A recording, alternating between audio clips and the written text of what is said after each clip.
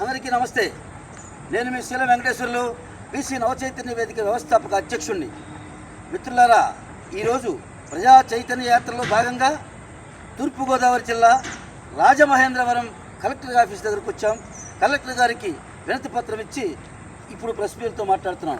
ముఖ్యంగా ఈ యొక్క ప్రజా చైతన్య యాత్ర ఉద్దేశం పేద ప్రజల తరపున, బడుగు బలహీన వర్గాల తరపున, ఎస్సీ ఎస్టీ మైనారిటీల తరపున, మహిళల తరపున, విద్యార్థుల తరపున అందరి సమస్యలను ఒక 15 అంశాలుగా డిమాండ్లతో కలెక్టర్లకు, రాష్ట్ర వ్యాప్తంగా 28 జిల్లాల కలెక్టర్లకు వినతి పత్రాలు ఇస్తున్నాం.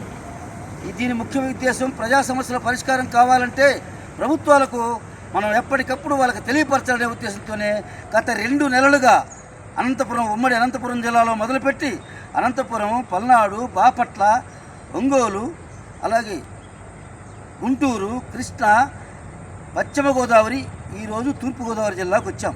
ఇది 9వ జిల్లా. మిత్రులారా, ఈ రాష్ట్ర ప్రభుత్వం వచ్చి 2 సంవత్సరాలైంది.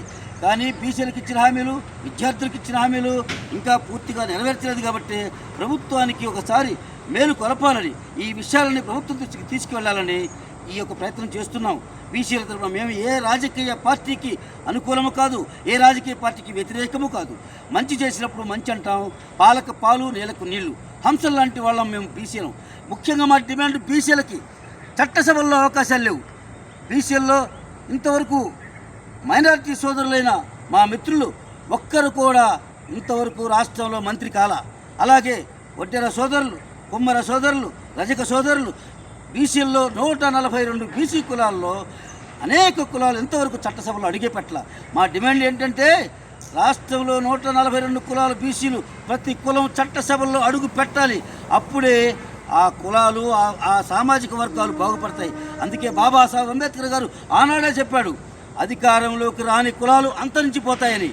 అందుకే గత 79 సంవత్సరాల్లో 2600 కులాలున్న ఈ దేశంలో ఇప్పుడు 12 కులాలకు వచ్చాయి. లాస్ట్కి ఈ రోజుకి 460 కులాలకు వచ్చాయి. మేము అందుకే మా డిమాండ్ ఏంటంటే జనాభా దామాషా ప్రకారం మేమెంతో మాకంతా, ఎవరెంతో వారికంతా జనాభా లెక్కలు తెలుస్తున్నారు. కాబట్టి జనాభా లెక్కలతో పాటు రేపు బీసీలకి కులగణన కూడా జరిపి జనాభా ప్రాతిపదికన చట్టసభల్లో అందరికీ అవకాశాలు ఇవ్వాలన్నదే మా డిమాండ్. దీనితో పాటు ఈ రాష్ట్రంలో చదువుకున్న విద్యార్థులకు 3000 రూపాయలు నిరుద్యోగ వృత్తి ఇస్తూ ఉన్నారు. 20 లక్షల ఉద్యోగాలు ఇస్తున్నారు. ఎక్కడ ఇంతవరకు ఆ నిరుద్యోగ వృత్తి ఇవ్వలేదు, 20 లక్షల ఉద్యోగాలు ఇవ్వలేదు. ఎప్పుడు ఇస్తారు? 2 సంవత్సరాలు దాటిపోయింది మీ ప్రభుత్వం వచ్చి.